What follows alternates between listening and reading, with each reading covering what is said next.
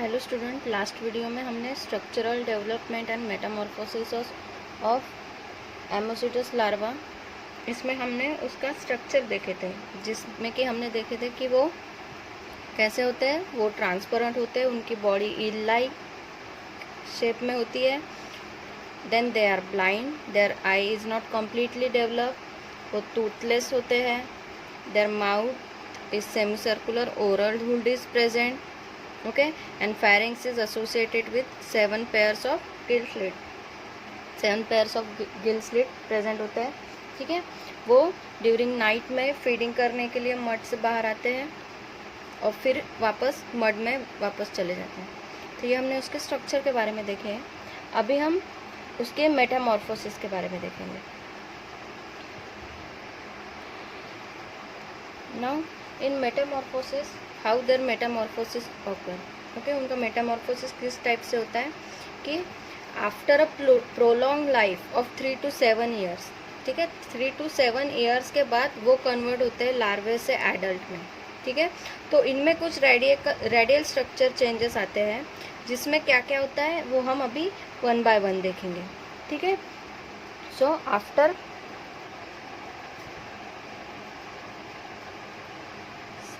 3 to 7 years of larval stage, they convert into adult form। तो 1 by 1 हम अब इसमें क्या क्या चेंजेस होते हैं वो देखेंगे। So the oral hood is replaced by the suctorial buccal funnel with a strong and sharp teeth, tongue, rounded mouth and complex, कि उनका जो ओरल हुड है वो रिप्लेस हो जाता है, इज रिप्लेस्ड बाय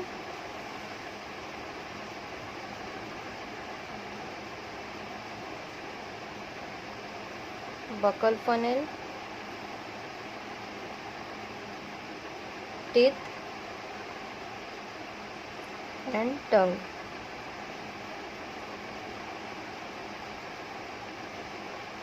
ठीक है, जैसे कि हमने लार्वल स्टेज में देखा था कि ओरल हुड प्रेजेंट होता है, डायग्राम में देखा था ना। जैसे कि डायग्राम में आप देख सकते हो, यहाँ पे ओरल हुड प्रेजेंट है।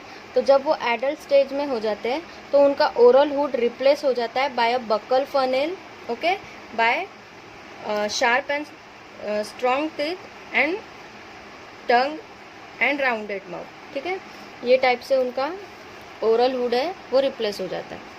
जब लार्वल स्टेज में होते हैं तो teeth are totally absent, okay, teeth जो है उनके टोटली एब्सेंट होते हैं। लेकिन जैसे जैसे वो एडल्ट फॉर्म में जैसे जैसे मेटामॉर्फोसिस करते हैं तो टीथ आना चालू हो जाता है। Then the endostyle changes into thyroid gland.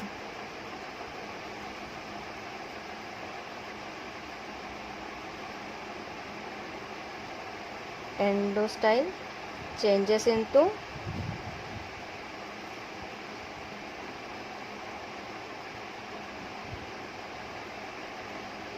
Thyroid gland. So क्या होता है, जो उनका वेलम होता है वो छोटा हो जाता है। छोटा होने के बाद वो क्या करता है, वो गार्ड करता है to the opening of respiratory pharynx only, okay.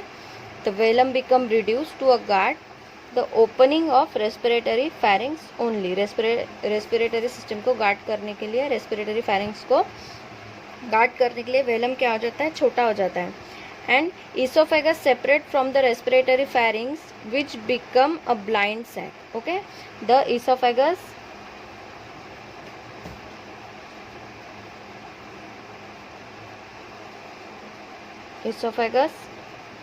separate,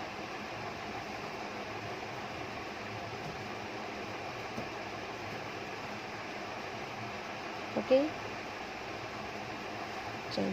esophagus separate from respiratory pharynx, which become blind sac। Then the gall bladder and bile duct disappears, okay, the gall bladder and bile duct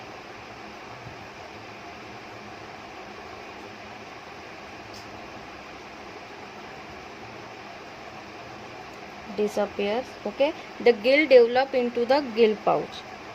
The gills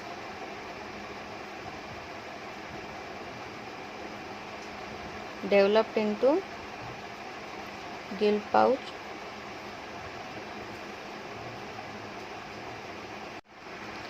Then their pronephros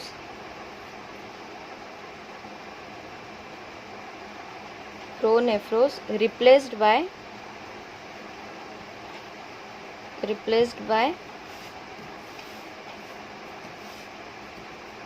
मेजोनेफ्रोस. Okay, pronephros मतलब क्या होता है कि first stage of kidney, जो first stage होती है kidney की, और मेजोनेफ्रस मतलब जो प्रिंसिपल एक्सक्रीटरी ऑर्गन है during earlier. Then the pair eye become uncovered and functional. जो हमने लार्वल स्टेज में देखे थे कि उनकी आई कंप्लीटली डेवलप नहीं होती है, ठीक है, तो एक स्किन का जैसे पर्दे के जैसा उनके आंखों के ऊपर होता है, वो कम्प्लीटली देख नहीं सकते. तो एडल्ट स्टेज में क्या हो जाता है कि their eye completely develop.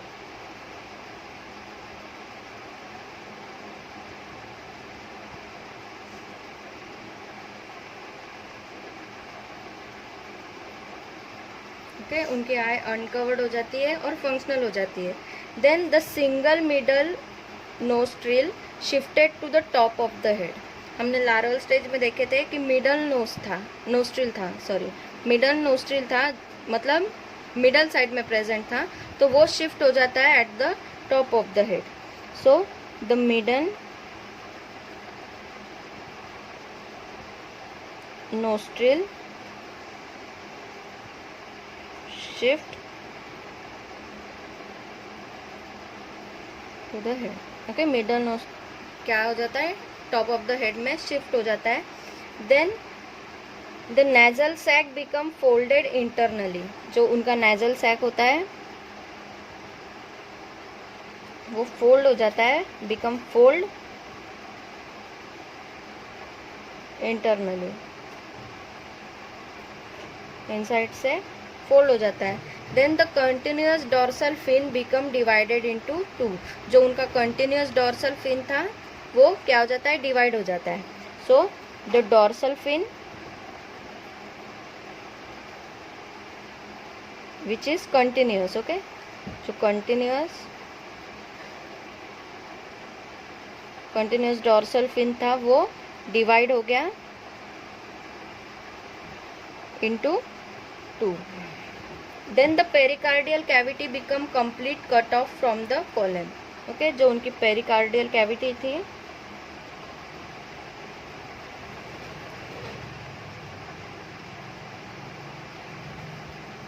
it become completely separated from the column. Okay, cut off from the, separate हो जाती है कॉलम से.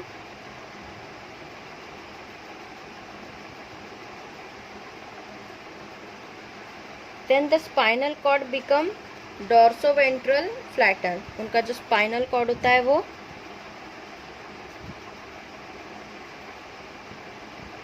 become dorsoventral and flatten. The skin color changes from yellow brown to molted greenish brown. Okay, जो उनका skin color होता है वो change हो जाती है येलो ब्राउन से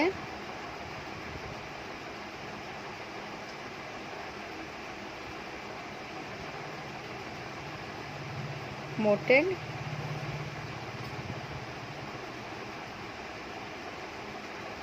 greenish brown.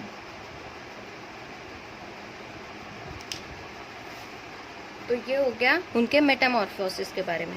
So after the Metamorphosis ये क्या करते हैं कि the young lamprey swim downwards to the sea where they remains for the 3 or 4 years before the reaching maturity. जो उनके लिम्प्रे होते हैं आफ्टर द लार्वल स्टेज, जब लिम्प्रे बनते हैं तो वो कहाँ स्विम करते हैं, वो सी में स्विम करते हैं. वहाँ पे वो 3 से 4 साल तक रहते हैं जब तक कि वो मैच्योर नहीं हो जाते हैं. फिर जैसे ही एक बार मैच्योर हो गए तो they again migrate to the stream और रिवर टू स्पॉनिंग और वहीं पे ही मर जाते हैं. ठीक है. देन उनके गोनाड कब मैच्योर होते हैं? At the time when the adult return to the river for spawning. तो क्या होता है कि आफ्टर मेटामॉर्फोसिस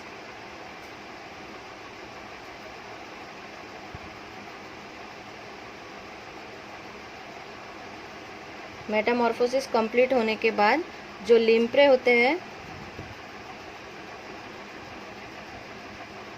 वो कहाँ स्विम करते हैं? टूवर्ड्स द सी, जिसमें कि वो 3 से 4 साल तक के रहते हैं। देन जब वो एडल्ट में कन्वर्ट हो जाते हैं after the maturity, then they migrates towards the river और अ स्ट्रीम में माइग्रेट करते हैं, फिर वहीं पे स्पॉन करते हैं। ठीक है, मेटामॉर्फोसिस के बाद क्या होते हैं? लिम्प्रे बन जाते हैं। यंग लिम्प्रे बनने के बाद वो कहाँ माइग्रेट करते हैं? सी में माइग्रेट करते हैं। वहाँ पे वो 3 से 4 साल तक रहते हैं। 3 से 4 साल रहने के बाद जब वो फुल्ली मैच्योर हो जाते हैं तो वो स्पॉनिंग के लिए रिवर की तरफ जाते हैं। तो ये हो गई उसकी मेटामॉर्फोसिस। और उनके gonad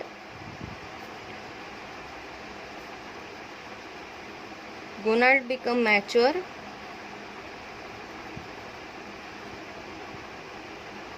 eight the time when they become adult. जब एडल्ट हो जाते हैं तब उनके गोनाड जो है वो मैच्योर हो जाते हैं। Now the economic importance of ammocoetes larva. जब हम इकोनॉमिक इम्पोर्टेंस के बारे में बात करते हैं तो सही कहा जाए तो इसके खाने के यूज़ के अलावा इसके कोई भी ज़्यादा इकोनॉमिक इम्पोर्टेंस नहीं है।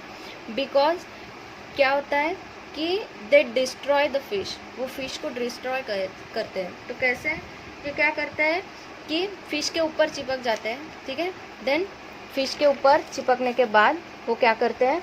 उनका ब्लड सक करते हैं। फिर ब्लड सक करने के बाद क्या होता है कि जो फिश है वो डैमेज हो जाती है। डैमेज होने के बाद ना तो वो ज़िंदा रह पाती है ज़्यादा दिनों के लिए, ना ही हम उसको बेच सकते हैं। तो इसके वजह से इकोनॉमिक्स इम्पोर्टेंस में सिर्फ इसका यही है कि बस ये कोई मतलब कुछ एरिया में जैसे कि अमेरिका, यूरोप में it serves as a food. Okay, so लिम्प्रे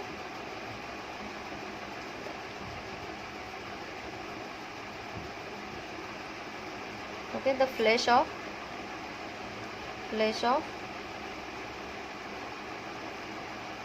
limprey is used as a food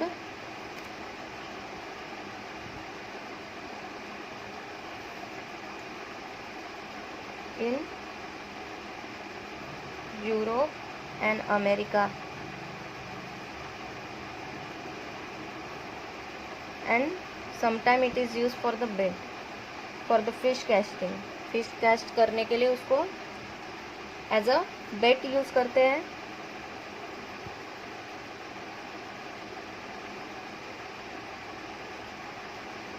fish catch करने के लिए। इसके अलावा फिर इसका ज़्यादा कोई भी इकोनॉमिक इम्पोर्टेंस नहीं है। सो हमारा ये टॉपिक यहाँ पे ही ख़त्म होता है। Thank you.